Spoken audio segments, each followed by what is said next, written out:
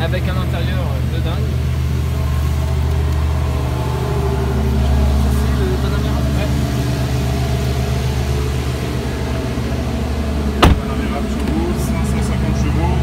Je sais pas où on va.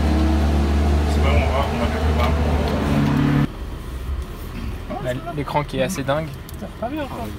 Roue arrière directrice aussi. Ce qui est assez bluffant avec cette voiture, c'est qu'on est dans une grosse berline avec un coffre, on peut être à 5 dedans.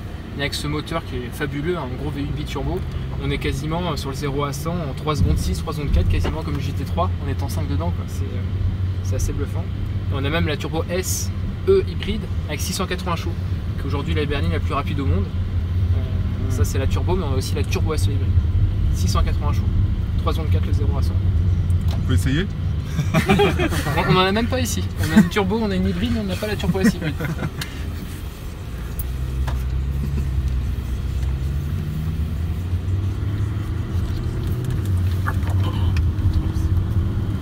Donc là vous regardez, on passe sous le circuit du Bugatti et là on est vraiment dans l'enceinte du circuit des 24 heures du Mans avec la tour de contrôle, la fameuse tour de contrôle à gauche, le tunnel.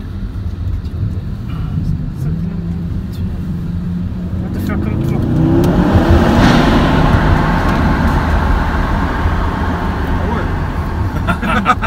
C'est vendu. Pour une petite berline, c'est pas mal. Pour aller au ski. J'avoue. On va revenir bientôt. Pour aller à Auchan, c'est bien.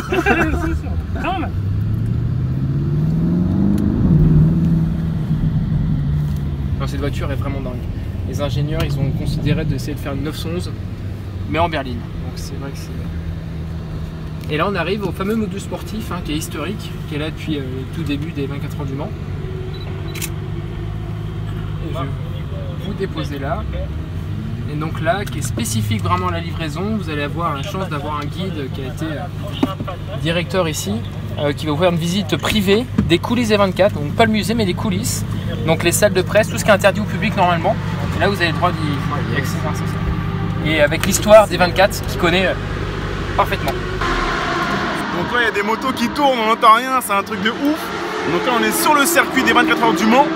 Et là on va aller faire une visite, vraiment une visite privée et guidée d'endroits normalement inaccessibles. Donc normalement voilà, c'est salle de presse, ça c'est interdit normalement au public. Et on va le faire avec un ancien directeur des 24 heures du Mans, donc qui connaît toute l'histoire de la course.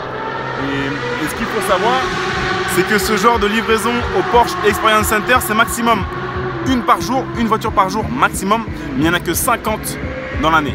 Donc c'est vraiment un truc de ouf qu'on est en train de vivre aujourd'hui et qu'on partage avec vous. Moi là, c'est mon meilleur jour là, automobile, c'est mon top 1 là, c'est un truc de ouf.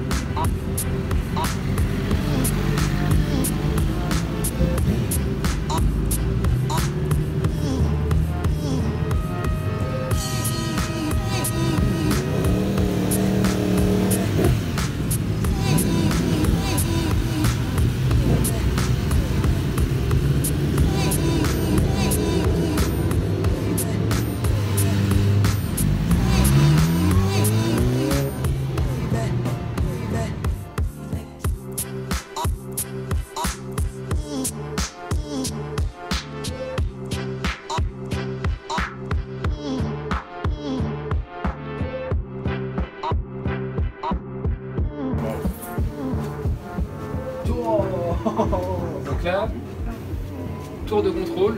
Donc ici, il y a des dizaines de personnes, des commissaires qui viennent avec les écrans et les caméras. On a des caméras sur tous les virages qui viennent contrôler. Regardez, on a une belle vision là à gauche du circuit aussi. On voit les motos.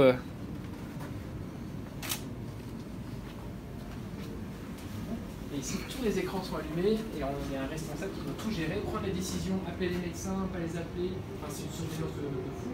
Aux énergies, quand même, au temps normal, à la cible, si je ne me trompe pas, ça fait pas 300 personnes. En salariés, et pendant les 24 heures du mois, on passe à quasiment 3000 avec les 4500. 4500 en staff. Donc de 300 à 4500. Avec les commissaires sur toute la piste, les bénévoles, les médecins. Ce qui fait quand même du monde à.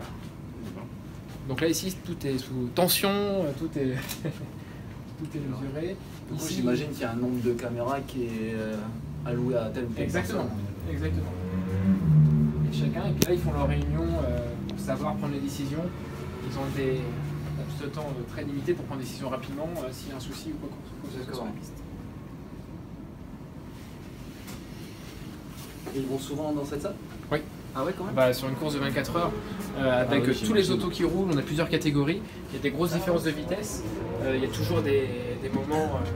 D'accord. En même temps, 24 heures de course, effectivement. Première course des 24 heures du Mans, vous savez en quelle année? 1923. Ah, première course 1923. Facile à retenir, 24, -1, 23. 1923 la première course. Et la petite anecdote aussi à raconter, c'est les fameux départs quand on vous expliquait où ils sautaient les pilotes pour démarrer la voiture. Ça a été arrêté en 1969. Un grand monsieur, vous connaissez peut-être de nom, Jackie X, qui a gagné X fois les 24 heures du Mans et qui a décidé lors de 1969 de partir en marchant. Tout le monde partit en courant et lui il est arrivé en marchant dans sa voiture. Donc il part dans l'année dernière. Et en fait, il a voulu montrer que le souci d'époque, c'est que du coup, pour gagner du temps, les pilotes sautaient, mais ils s'attachaient même plus pour gagner du temps. Ils s'attachaient dans la ligne droite et tout, et c'était hyper dangereux. Et lui, il a lutté contre ça. Et du coup, en 69, il est parti en marchant. Il a pris son temps pour s'installer. Il part dans les derniers. Il arrive premier des 24. On dirait une histoire de fou. Mais il arrive premier lors des 24 heures du Mans, à 200 mètres du deuxième qui était derrière. Ça s'est joué à peu de choses. Et arriver à 200 mètres sur une course de 24 heures, c'est juste extraordinaire. Donc, Monsieur X, qu'on a la signature dans le bâtiment, je vous montrerai le mur de signature qu'on a. Voilà. C'est la classe, quoi. Oui, non, c'est la classe, ouais. Là, franchement, il a signé. Je crois qu'ils ont pour le serveur. Puis, on est depuis 1923, on doit avoir les maquettes. Vous savez, tous les vainqueurs des 24 heures Voilà. de 1923. Voilà, tous les vainqueurs depuis 1923 sont ici. Et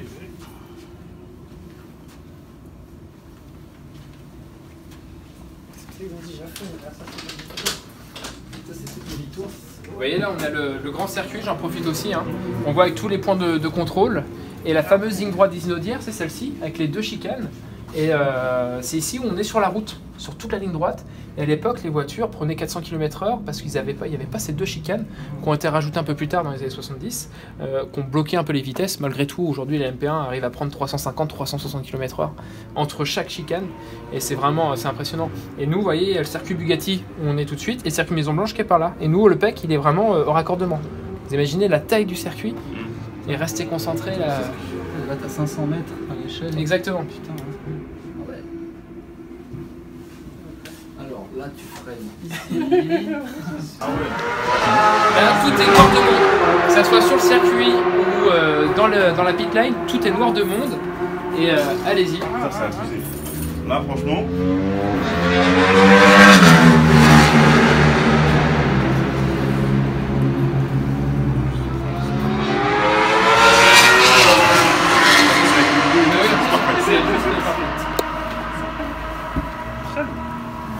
Le podium, les gars, le podium, vous voyez ça?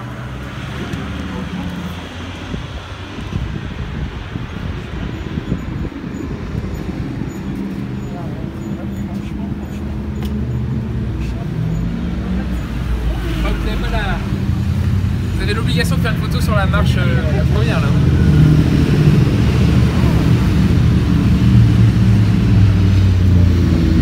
Donc on a des stars qui viennent à chaque fois pour les 24 heures du Mans. On a eu Brad Pitt qui est venu ouvrir la piste. On a eu Jason Statham, on a eu Jackie Chan qui est venu aussi. Donc on a des belles personnalités qui viennent pour ce moment-là. Tu viens avec moi? On a gagné.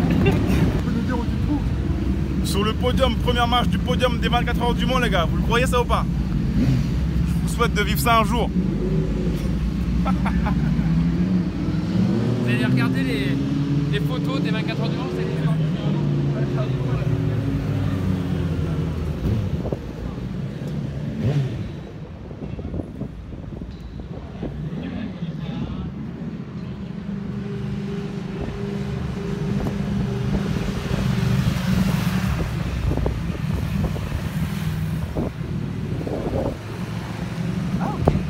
Là c'était Brad Pitt cette année. Il y a eu Jackie Chan, il y a eu qui d'autre? Il y a eu des stars. Ah, d'accord, je savais pas en fait. Je crois que c'était vraiment un mec. Heureusement en France, on a perdu cette culture un peu de montrer le sport auto de belle façon, mais les 24 heures du Mans, quand on voit que ça ramène plus de 200 000 personnes, c'est vrai que c'est quand même un événement énorme. Il n'y a pas beaucoup d'autres événements en France comme ça. On n'en parle pas, quasiment pas. Vous avez vu à la télé ou quoi que ce soit, c'est toujours un peu compliqué. Mais bon. Ouais, mais en France, ça va que c'est une grosse industrie.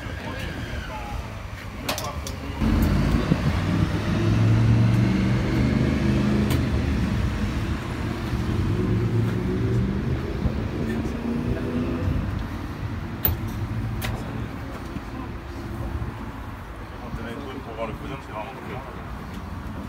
On fait le tour, on va voir sa perspective du territoire. En fait, l'enceinte publique fait 333 hectares, au milieu du circuit qui lui couvre 3000 hectares.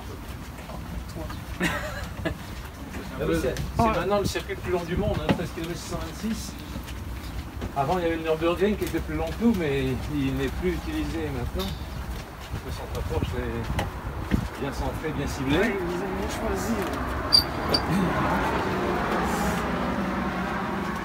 Centre Porsche là-bas. Pour info, c'est aussi Porsche aujourd'hui qui équipe les safety cars Ouais, on vient de voir ça là. officiels. Le médecin, quatre portes, lui.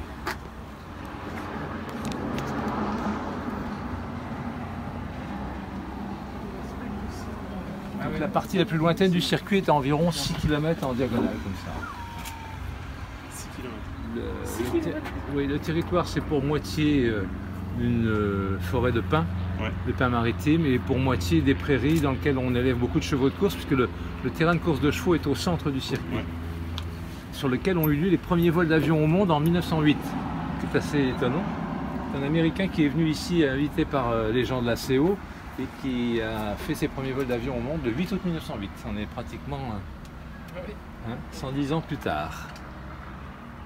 Il y a une zone ici qui est une zone technique dans laquelle il y a quelques écuries de compétition. Une école de pilotage de la Fédération française du sport automobile.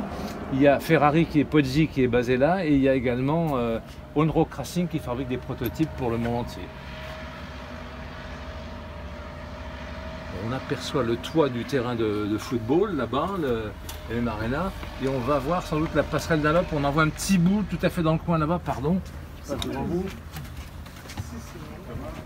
On en voit un petit bout qui émerge des sapins là-bas. Ça, c'est vraiment un symbole publicitaire qui est magnifique. Il est là depuis 1924 et c'est vraiment pour le monde entier, c'est le symbole du circuit de vitesse des 24 heures. Là, on a des espaces dans lesquels il y a environ 4000 personnes qui travaillent pour les 24 heures, dont bien sûr chaque équipe. Une équipe structurée Porsche, c'est 250 personnes qui travaillent pour quelques voitures, mais une équipe d'individuels, c'est 25 personnes, pas plus. Working paddock, 60 camions plus gros les uns que les autres. Plus votre camion est beau, plus vous en mettez un coup dans le moral du voisin. Le début de la victoire se fait comme ça.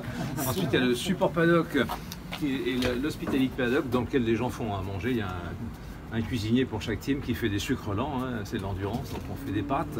Et puis après, vous avez les marchands de pneumatiques qui sont deux, il y a Dunlop et Michelin qui se partagent le marché pratiquement maintenant. Donc on va repartir par là et puis on va passer de l'autre côté dans le bâtiment. On voit un peu les Porsche safety. L'animation turbo Porsche safety. Noir mat et rouge. Noir mat et rouge, ouais. Ça c'est tout récent. Pour la course, toutes les courses ici. C'est Porsche Allemagne qui prête ces véhicules-là. C'est une belle référence d'avoir des voitures officielles. et du circuit du Mans en permanence.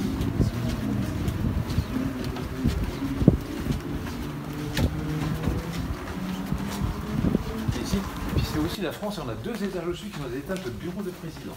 Il y a tous les présidents ici qui défilent, des présidents de la République. Ouais. Ah ouais, oui, oui. Ah, bah, oui, oui. Ouais, parce qu'en plus, c'est Fillon qui adore la Formule 1. Pardon Fillon, François Fillon.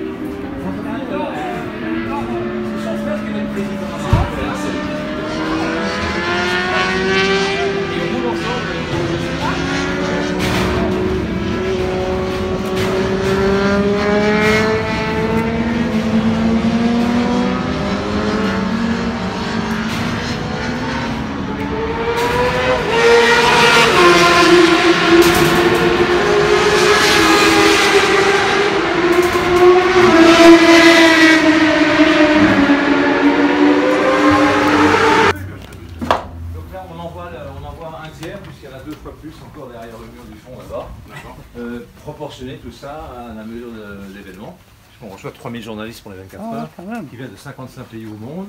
Donc là, il y a 1300 personnes qui sont des écrivains de journaux. Oui. Je crois qu'il y a 900 titres de presse à peu près. Et après, vous avez l'étage au-dessus, vous avez les photographes et les caméramans. Et puis, il y a aussi 1300 personnes qui s'occupent de la télévision, puisque la télévision fait partie des grosses sources de revenus pour nous. Nous, on fait 60 millions pour le chiffre d'affaires du week-end. Et il y a 25 millions qui viennent du fruit des entrées. Les gens payent environ 85 € pour rentrer dans l'enceinte ici. 100 € supplémentaires pour être assis dans les 17 000 places de tribune. Et puis après, on a 25 millions qui viennent de la publicité et des produits dérivés, et 10 millions qui viennent des droits de télé, puisqu'on en revend 770 heures dans 49 pays, 1 637 000 000 de téléspectateurs potentiels. Donc c'est vraiment une grosse usine. Et à l'autre bout là-bas, on a un service qui s'appelle les Nouveaux Médias, qui eux gèrent les 6 réseaux sociaux les plus connus, et on fait 9 millions de pages vues pendant la semaine des 24 heures. C'est considérable. C'est une grosse. Je ne pensais pas que les gens avaient des voitures comme ça. C'est comme disait, c'est que la télé. Donc là, on a la voie des stands, les voitures s'arrêtent juste sous nos pieds, bien sûr, sur le ciment, là, pour ravitailler. Les cuves à essence, oui, oui. Et on a une double protection sonore, mais pour les journalistes, c'est important. Et on a des vitres blindées entre la piste de course et la voie des stands, pour que s'il y a un moteur explose, les pièces ne viennent pas blesser les gens qui travaillent. Les cuves sont là où il y a les zébras jaunes et noirs. Là, il y a 60 cuves, il y a 60 voitures au départ, 3 pilotes par voiture, 4000 litres d'essence dans chaque cuve. Et la voiture s'arrête environ toutes les 45 minutes pour ravitailler. Enfin, en tout cas pour les prototypes. Les Porsche avaient trouvé il y a 2 ans un matériau tellement précis pour la goulotte de remplissage qu'il gagnait 3 secondes à chaque ravitaillement. Comme il s'arrête quand même 33 fois pendant les 24 heures, c'est 33 fois 3 secondes de gagner, c'est énorme, c'est un demi-tour de circuit quoi. Et donc les stands font la dimension entre 2 poutres, 15,50 m de profondeur, 5 mètres de large. S'il n'y a que ravitaillement, la voiture reste devant. S'il y a modification de quelque chose, on la monte sur des pneus des criques pneumatiques, on la pivote, on la rentre dans le stand pour travailler à l'abri. Voilà. Et un jour, un pilote On change plus les freins. Oui. 24 heures avec les mêmes freins. Ah ouais? Frein carbone. Frein Carbone. Et les pneumatiques, on est passé de 2 relais de 45 minutes à 5 relais de 45 minutes en l'espace de 2 ans. Et on fait des progrès. Donc ça, c'est l'image de marque des 24 heures, c'est d'être un banc d'essai. On n'est pas là pour être la fête de la bière, il y a mieux à Munich.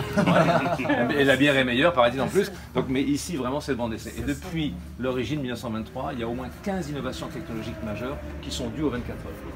Et Porsche a amené le turbo en particulier, et puis Audi a amené le diesel turbo il n'y a pas si longtemps que ça, 2006, et puis on a des voitures hybrides maintenant qui ont un moteur conventionnel et un moteur électrique à bord.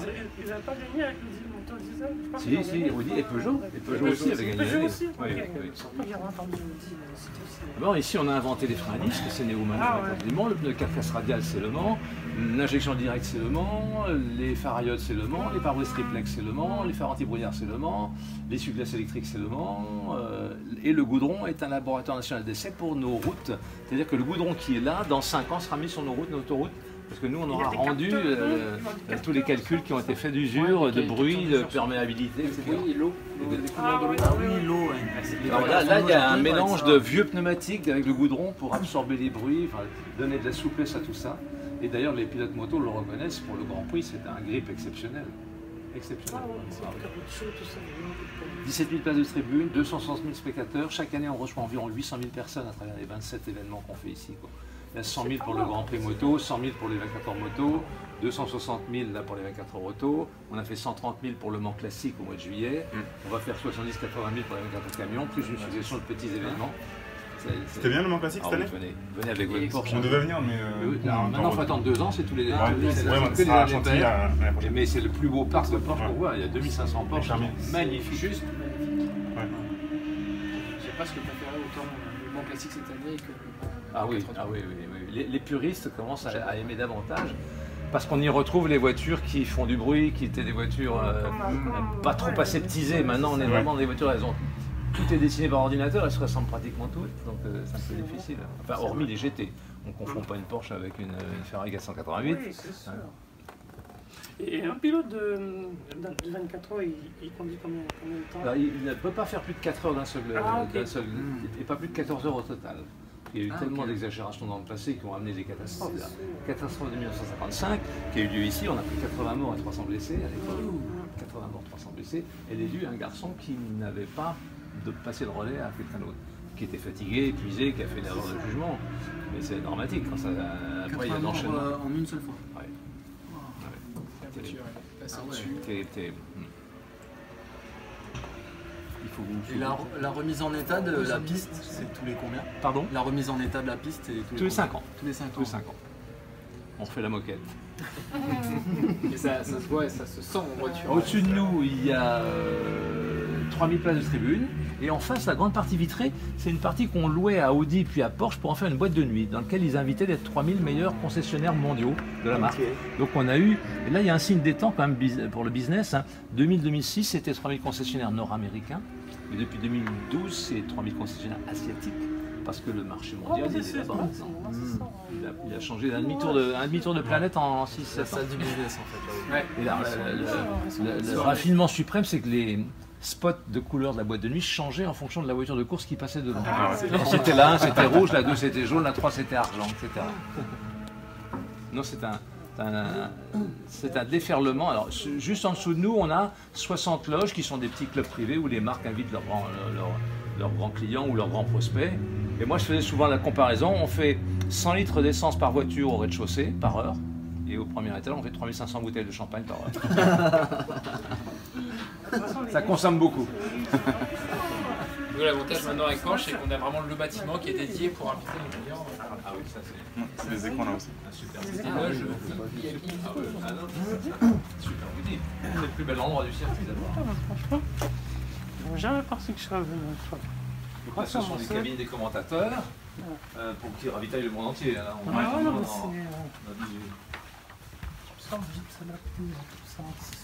on est très très loin du temps où c'était Coluche qui faisait le commentaire de la moto et comment il s'appelait Colaro qui faisait le commentaire de l'auto. Commentaire qui à partir de 20h était un petit peu imprécis. Il passait dans les loges, non? À mon avis, il devait passer quand même. Attends, c'est là, à mon avis, oui, il devait passer par là aussi. On va pas commencer en région quand même. Oui, ok.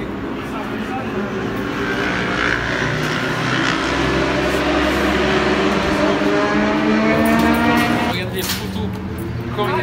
C'est un guide.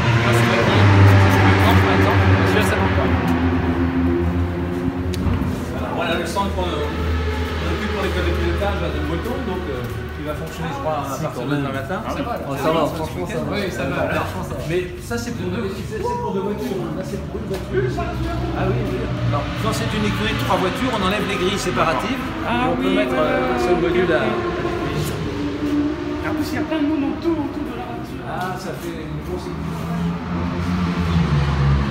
Là, on a notre école de pilotage Porsche et la seconde, on a aussi l'école de pilotage moto. Dans le jour des 24 heures, ils en font une clinique pratiquement. Et tout est équipé, c'est un showroom, c'est super. Ils sont vraiment extraordinairement créatifs.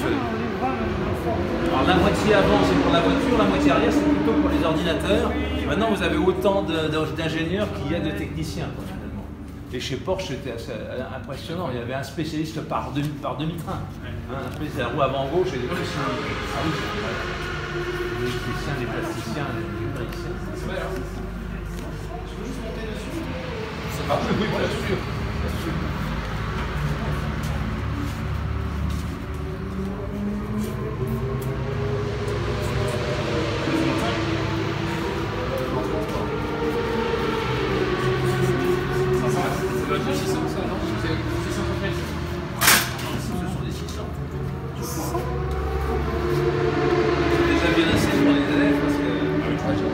Déjà pas mal.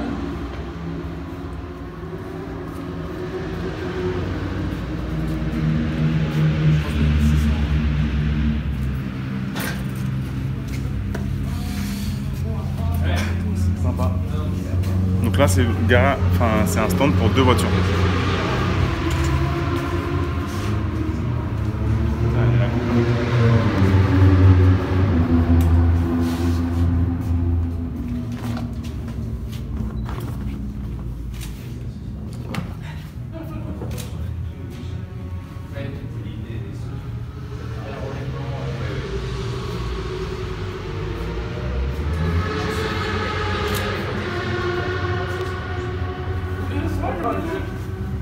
C'est en cours là, on devrait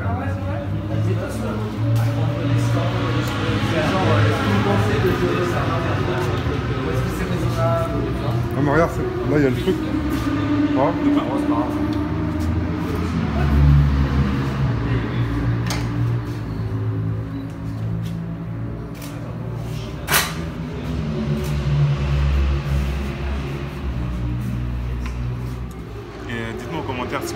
Dites-moi en commentaire si vous pensez que je devrais me remettre à la moto. Là ça donne envie hein, avec les pistas.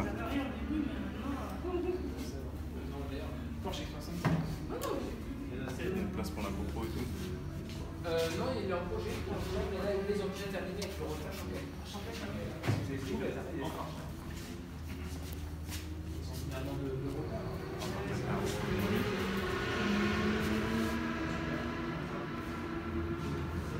Sympa, ça donne envie de faire ça. Tu vois, ça c'est pas ça donne envie d'en faire. Hein. Comment on fait ça? Faut qu'on fasse un sac de pilotage. Sur les 600, on va te tuer, il faut aller trop longtemps.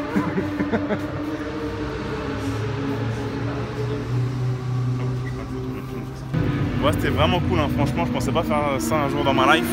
Là, c'est vraiment, il y a les journalistes, les voitures, les mécaniciens, les ingénieurs. C'est un truc de ouf. On a bien vu les coulisses. Je suis choqué. Tant mieux. C'est comme la pub SFR, c'est pas terminé. Hein. Après, oui, c'est dommage qu'effectivement, on n'en parle pas plus que ça. Ouais, ça c'est sûr. Et ça, c'est pas perdu. Ah. Il suffit de prendre quelques influenceurs, hop, c'est reparti sur les réseaux. Parce que les gens, en fait, c'est juste que, comme on sait pas comment c'est. Parce qu'il y a toujours plein de gens qui aiment les voitures aujourd'hui. Hein. Donc, c'est toujours. Mais les gens ne se rendent pas compte. Donc, et comme les médias, ils montrent ce qu'ils veulent, ils préfèrent montrer autre chose. Donc, si on peut vite le changer, il suffit de demander à quelques influenceurs d'y aller. On essaye, hein. Même Porsche aujourd'hui, on est très proche des influenceurs. On fait des. Quand il y a des nouveaux modèles qui sortent, on appelle des blogueurs et tout. Et, mais bon.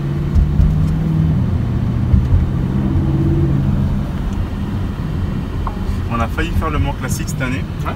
Mais du coup, c'était le jour où on rentrait de Suisse du road trip avec Felopso. Et du coup, c'était compliqué, on était déjà fatigué, mais on le fera du coup dans 2 ans. Sur Chantilly l'année prochaine. Ça permet de le préparer. Et vous aimez aussi un peu les anciennes ou pas? Ça dépend des modèles, peut-être à la limite plus les françaises, genre l'ancienne, on va dire la Clio V6 par exemple, que je pourrais acheter pour laisser dans mon garage, pour le coup, ou alors même une Turbo 5 ou ouais, les Maxi Turbo. Ouais, ce genre de choses, mais côté français. Mais c'était bien cette année, parce que je me disais en fait... C'était super bien, bougez pas, je vais juste ouvrir le portail. Après, c'est dans la voiture. Il à venir par rapport au parking en fait, mais où est-ce que je vais la garer? Aujourd'hui, on a vraiment des parkings assez privatifs et tout, on peut gérer. Et le mieux, c'est venir sur le week-end et trouver un logement avec parking privé. Ouais. Et après, de venir soit en scoot, en louer des scouts, c'est super bien. Enfin voilà, il y a des situations qu'on peut. Bon. Ouais. J'arrive, super bien. 5 mètres, ouais, 5 mètres 05. Bon, rien les directrices, tout ça. Grâce au on gagne 50 cm de rond de braquage. Ouais. Alors sur la GT3 c'est plutôt en mode circuit et performance, mais sur une Panamera il y a aussi performance mais aussi le côté pratique. Mais on se rend pas compte qu'elle est longue comme elle est avec son nouveau coffre, son nouvel arrière, plus break. Là, au niveau de la ligne. Et moi je la trouve plus jolie comme ça que la standard on va dire. Celle-là c'est la Panamera. Sport Turismo Turbo. Qui est en fait un break. Voilà, le Sport Turismo c'est break.